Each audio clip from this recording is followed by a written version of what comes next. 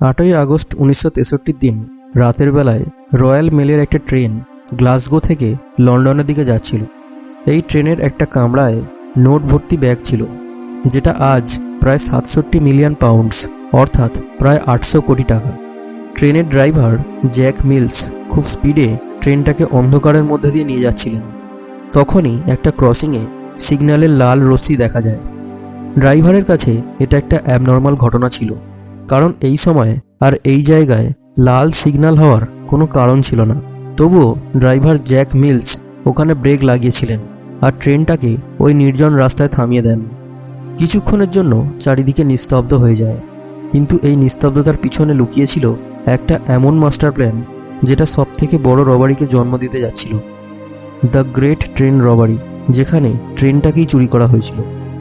আজকের এই ভিডিওতে আপনি এই রোমহর্ষক ট্রেন রবারির ঘটনাটি জানতে চলেছেন, তাই প্লিজ ভিডিওটিকে শেষ পর্যন্ত দেখুন। এবং আপনি যদি এখনও চ্যানেলটিকে সাবস্ক্রাইব না করে থাকেন তাহলে প্লিজ সাবস্ক্রাইব করে বেল আইকনটি প্রেস করুন, যাতে নতুন ভিডিও নোটিফিকেশান আপলোড হওয়া মাত্রই আপনার কাছে পৌঁছে যায়। তো চলুন শুরু করা যাক।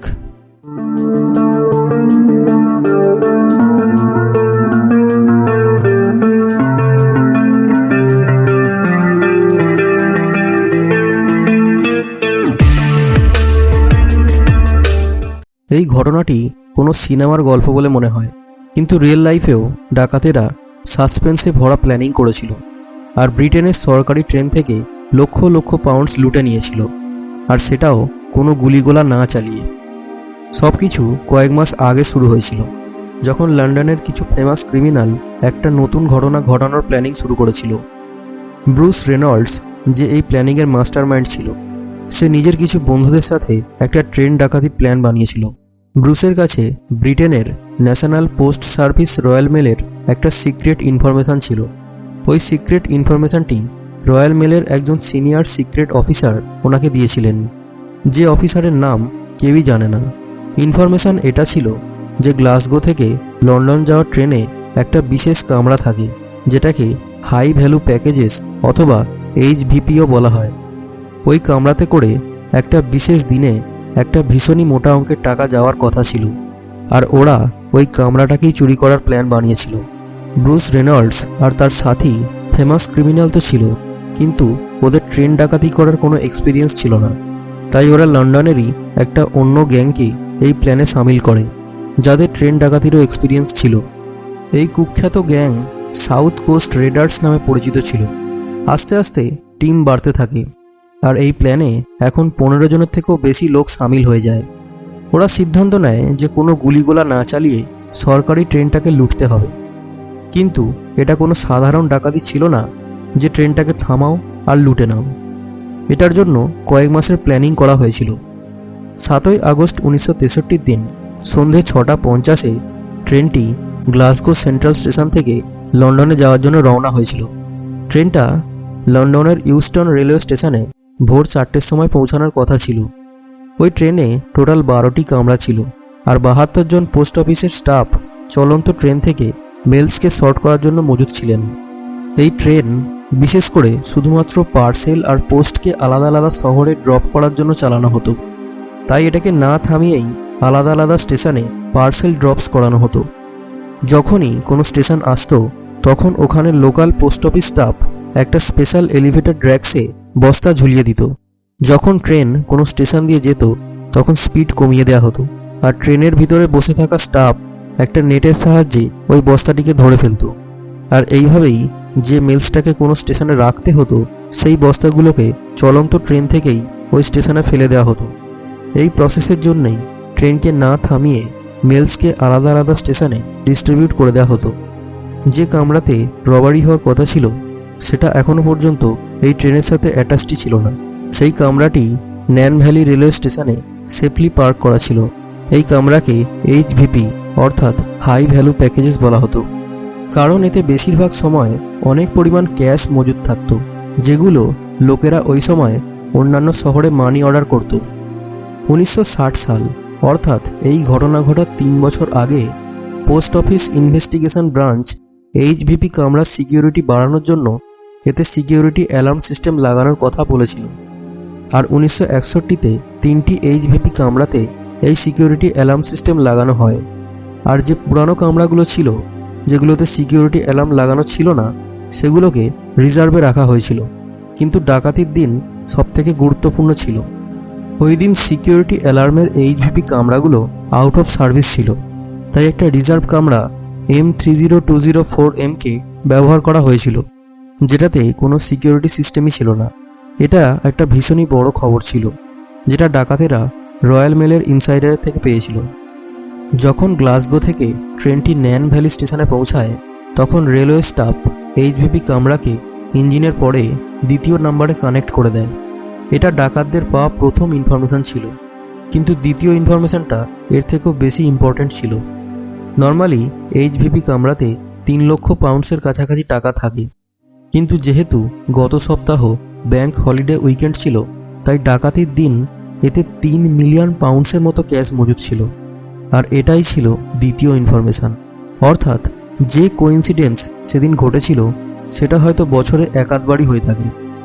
12 গুণ বেশি টাকাও যাচ্ছিল, আর কাকতালীয়ভাবে সিকিউরিটি অ্যালার্ম দেওয়া এইচভিপি কামরাও খারাপ ছিল। কিন্তু ডাকাতদের জন্য এটা কোনো কোইন্সিডেন্স ছিল না, কারণ ওরা এই দিনটার জন্যই কয়েক মাস ধরে প্ল্যানিং করেছিল। ট্রেনটা এইচভিপি কামরা সমেত ন্যান ভ্যালি স্টেশন থেকে রওনা হয়ে যায়। রাত হয়ে গিয়েছিল, আর ট্রেনের ড্রাইভার 58 বছর বয়সী জ্যাক মিলস খুব দ্রুত গতিতে ট্রেনটিকে গন্তব্যস্থলে নিয়ে যাচ্ছিলেন। ওখানে ডাকাতদের দলবলও ঝোপঝাড়ে লুকিয়েছিল। ওদের প্ল্যানিং একেবারে পারফেক্ট ছিল। 8ই আগস্ট 1963 দিন রাত 3টের সময় ডাকাতদের একজন গ্রুপ মেম্বার সিয়ার্স ক্রসিংয়ের সিগন্যালে হাত সাফাই করে। ওরা গ্রিন লাইটটাকে লোকানোর জন্য গ্রিন লাইটের সামনে একটা গ্লাভস অর্থাৎ দস্তানা আটকে দেয়, আর রেড লাইটকে জ্বালানোর জন্য একটা ব্যাটারির ব্যবহার করে। আর তারপর সবাই আড়ালে গিয়ে ট্রেনের জন্য অপেক্ষা করতে থাকে। ট্রেন যখন সিয়ার্স ক্রসিংয়ের কাছে পৌঁছায়, তখন ড্রাইভার এখানে রেড লাইট দেখে ভীষণই অবাক হন, কারণ সাধারণত এই ক্রসিংয়ে ট্রেনকে থামানো হয় না, বিশেষ করে রয়্যাল মেলের ট্রেনকে।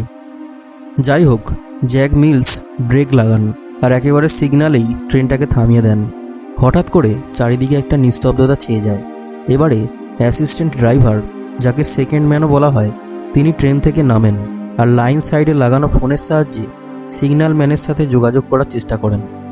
যখন উনি সিগন্যালে থাকা টেলিফোনটাকে ওঠান, তখন বুঝতে পারেন যে টেলিফোনের লাইনটাই কেউ কেটে দিয়েছে, যেটা ডাকাতদের প্ল্যানেরই অংশ ছিল। এবার সেকেন্ড ম্যান যখন ট্রেনের দিকে ফিরে আসছিলেন, ঠিক তখনই ঝোপঝাড় থেকে ডাকাতদের দলবল এসে ওনাকে কাবু করে ফেলে। কিছু ডাকাত ইঞ্জিনের দুটো সাইড থেকে উপরে উঠতে থাকে আর ড্রাইভারকে কাবু করার চেষ্টা করে। যখন জ্যাক মিলস বাধা দেন, তখন ডাকাতেরা লোহার রড দিয়ে ওনার মাথায় আঘাত করে, আর উনি ড্রাইভিং সিটেই অজ্ঞান হয়ে যান। ডাকাতেরা পুরো প্ল্যানিংয়ের সাথে এসেছিল। যখন ইঞ্জিনে হাঙ্গামা চলছিল, তখনই কিছু টিম মেম্বার্সরা ইঞ্জিনের পরে প্রথম দুটো কামরাকে পুরো ট্রেন থেকে আলাদা করে দেয়। ওদের প্ল্যান ছিল পুরো ট্রেনটাকেই দূরে নিয়ে যাওয়ার, কিন্তু দূরে বলতে আসলে কোথায়? সিয়ার্স ক্রসিং থেকে প্রায় 1 কিলোমিটার দূরে ব্রাইটগো ব্রিজ ছিল, আর সেখানেই ডাকাতদের ট্রাক রাখা ছিল। ওরা নিজেদের সাথে একজন রিটায়ার্ড রেলওয়ে ড্রাইভারও এনেছিল, যার কাজ ছিল ট্রেনটাকে ব্রাইটগো ব্রিজ পর্যন্ত নিয়ে যাওয়া।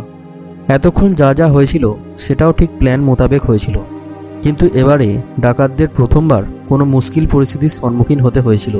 ওরা নিজেদের সাথে যে ড্রাইভারকে এনেছিল, সেই নতুন ইঞ্জিন কন্ট্রোলস দেখেই ঘাবড়ে যায়, কারণ সে কখনো এই ইঞ্জিন অপারেটই করেনি। বাধ্য হয়ে ডাকাতেরা জ্যাক মিলসের জ্ঞান ফেরানোর চেষ্টা করে, আর ওনাকে বাধ্য করে যাতে উনি ট্রেনটাকে 1 কিলোমিটার দূরে নিয়ে যান। এখন ইঞ্জিন আর দুটো কামরা একসাথে চলতে শুরু করে, আর 1 কিলোমিটার দূরে ব্রাইটগো ব্রিজে এসে থামে। এই সময় ট্রেনের বাকি কামরাগুলো, যেগুলো পিছনে ছিল, তাতে থাকা স্টাফেরা জানতেনই না যে ট্রেনটা কেন থেমেছে। ব্রাইটগো ব্রিজে পৌঁছে ডাকাতেরা এইচভিপি কামরার দরজাকে ভাঙে, আর ভিতরে ঢুকে 5 জন স্টাফ মেম্বার্সকে মারধর করে তাদের হাত পা বেঁধে ফেলে রাখে, আর নিজেদের কাজ শুরু করে দেয়। এইচভিপি কামরাতে টোটাল 128টি টাকার বস্তা রাখা ছিল, যেগুলোর টোটাল ওজন প্রায় 2.5 টন ছিল। ট্রেন ব্রিজের উপরে ছিল, আর নিচে রাস্তায় একটা ট্রাক দাঁড়িয়েছিল। ডাকাতদের প্ল্যান মাফিক ওদের কাছে শুধুমাত্র 15 মিনিটের সময় ছিল, তাই ওরা হিউম্যান চেন বানায় আর একে একে 128-এর মধ্যে 120টি বস্তা ট্রাকে লোড করে। বাকি 8টি বস্তা সময় কম থাকার জন্য ছেড়ে দেওয়া হয়। ওদের প্ল্যান একেবারে সঠিকভাবে কাজ করেছিল, কিন্তু শেষে একটা মাত্র ভুল ওদের ধরিয়ে দেওয়ার জন্য গুরুত্বপূর্ণ ভূমিকা পালন করেছিল। যেতে যেতে একটা ডাকাত এইচভিভি কামরাতে বেঁধে রাখা স্টাফকে বলেছিল যে 30 মিনিটের মধ্যে এখান থেকে উঠবার চেষ্টাও করো না, না হলে প্রাণ চলে যাবে। ডাকাতদের কাছে একটা অস্টিন লোডস্টার ট্রাক ছিল, যেটার মধ্যে সমস্ত ক্যাশ লোড করা হয়েছিল, আর দুটো ল্যান্ড রোভারও ছিল, যেগুলোতে একই নাম্বার প্লেট লাগানো ছিল, BMG 7578। লুটপাট করার পর সবাই ওখান থেকে ফেরার হয়ে যায়। প্রায় 45 মিনিটের ড্রাইভ করার পর রাত্রি 8:30টার সময় ওরা হাইড আউটে পৌঁছে যায়, যেটা ডাকাতি করার জায়গা থেকে প্রায় 43 কিলোমিটার দূরে ছিল। এই সময় ওরা VHF রেডিওতে পুলিশের কথাবার্তাও শুনছিল, যাতে ওদের বেশ সুবিধাই হচ্ছিল। ঠিক সেই সময় যখন ওরা ওদের হাইড আউটে পৌঁছায়, পুলিশেরও এই রবারির আন্দাজ হয়ে যায়। কিন্তু এখন ওরা বেশ মজায় ছিল, এমনকি ওখানে এসে ওরা মনোপলি গেমও খেলেছিল, আর সেটাও আসল নোট দিয়ে। কিন্তু ওদের এই খুশি শুধুমাত্র কিছুক্ষণের অতিথি ছিল। কিছুক্ষণ পরেই ওরা রেডিওর মাধ্যমে জানতে পারে যে পুলিশ ওদেরকে 50 কিলোমিটারের রেডিয়াসের মধ্যে খুঁজতে শুরু করে দিয়েছে। 50 কিলোমিটারের আইডিয়াটা পুলিশ ওই স্টাফের বয়ানের জন্য পেয়েছিল, যাকে ডাকাতেরা আধ ঘন্টা থাকার ব্যাপারটা বলে ওখান থেকে ফেরার হয়েছিল। তাই পুলিশের ভালো মতো আইডিয়া ছিল যে আধ ঘন্টার মধ্যে ওরা 50 কিলোমিটারের রেডিয়াসের মধ্যেই থাকবে। এই কথাটি শোনার পর ডাকাতেরা ঘাবড়ে যায়। এখন ওদের এই হাইড আউট থেকে বেরোনোর প্ল্যান, যেটা রবিবার ছিল, সেটাকে ওরা শুক্রবারে শিফট করে দেয়। বৃহস্পতিবারটা ওরা সমস্ত টাকা নিজেদের মধ্যে ভাগাভাগি করে নেয়। লুট করা অর্থের পরিমাণ 2.5 মিলিয়ন পাউন্ডসের কাছাকাছি ছিল। কিছু রিপোর্ট অনুসারে প্রত্যেকের ভাগে 1.5 লক্ষ পাউন্ডস এসেছিল, যেটা ওই সময় একটা ভীষণই বড় অ্যামাউন্ট ছিল। অর্থাৎ প্রত্যেকের ভাগে আজকের হিসাবে 3.9 মিলিয়ন পাউন্ডস এসেছিল। বাকি টাকা ওরা ছোট ছোট রোল করা হেল্পার্সদের মধ্যে দিয়ে দেয়। ওরা শুক্রবারের আগে হাইড আউটের প্রত্যেকটা জিনিস থেকে নিজেদের ফিঙ্গারপ্রিন্টস মুছে ফেলে, আর একজনকে টাকা দিয়ে বলে যে ওরা যাওয়ার পর যেন সে হাইড আউটটাকেই জ্বালিয়ে দেয়, যাতে পুলিশ কোনো প্রমাণই না পায়। সে টাকা তো নিয়ে নেয়, কিন্তু হাইড আউটটাকে না জ্বালিয়েই ওখান থেকে ফেরার হয়ে যায়। এই সময় পুলিশ ওদেরকে চারিদিকে খুঁজছিল। হেলিকপ্টার্স শহরের চারিদিকে ঘুরতে থাকে, চারিদিকে পুলিশের গাড়ি ছুটতে থাকে, আর ন্যাশনাল মিডিয়াতে হইচই পড়ে গিয়েছিল। পুলিশ এটা ঘোষণা করেছিল যে যে ব্যক্তি ওই ডাকাত দলের হদিশ দিতে পারবে তাকে 10,000 পাউন্ডসের একটা পুরস্কার দেয়া হবে। এই ঘোষণার পর হাইড আউটের আশেপাশে থাকা একজন লোক সামনে আসেন, আর তিনি পুলিশকে বলেন যে 8ই আগস্টের দিনটাতে এখানে অনেক হইচই হয়েছিল। খবরটা পেতেই পুলিশ তখনই হাইড আউটের দিকে যায়। এটা একটা লেদার স্লেট ফার্ম হাউস ছিল, যেটা ডাকাতেরা 3 মাস আগে ভাড়ায় নিয়েছিল। ওখানে পুলিশ অনেকগুলো প্রমাণ পায়, যেগুলো এই ডাকাতির সাথে সম্পর্কিত ছিল। যেমন খালি বস্তা, মেলস, আর একটা ট্রাকও পাওয়া যায়, যেটাতে তাড়াহুড়ো করে হলুদ রং করা হয়েছিল।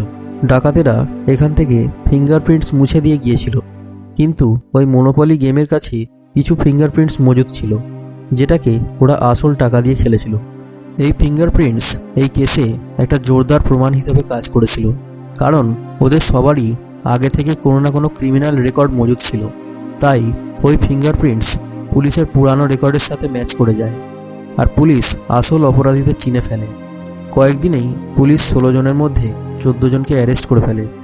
শুধুমাত্র 2 জনই এমন ছিল যাদেরকে আজও ধরা যায়নি। তার মধ্যে একজন রিপ্লেসমেন্ট ট্রেন ড্রাইভার ছিল, যার আসল নাম কেউই জানে না, আর আরেকজন হলো রয়্যাল মেলের সেই সিনিয়র সিকিউরিটি অফিসার, যার ইনফরমেশন থেকে পুরো প্ল্যানটা বানানো হয়েছিল।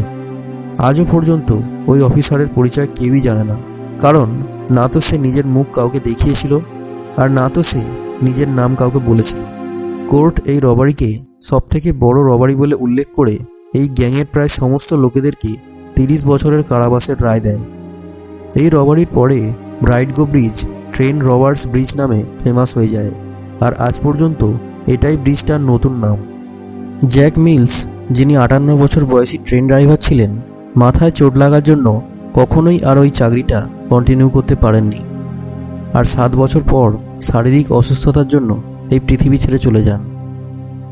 ভিডিওটি ভালো লাগলে ভিডিওটিকে লাইক এবং শেয়ার করবেন এবং অবশ্যই কমেন্টে জানাবেন যে আপনার ভিডিওটি কেমন লেগেছে এবং এই রকমই ইন্টারেস্টিং ভিডিও বারবার দেখার জন্য প্লিজ চ্যানেলটিকে সাবস্ক্রাইব করে বেল আইকনটি প্রেস করবেন। Thanks for watching.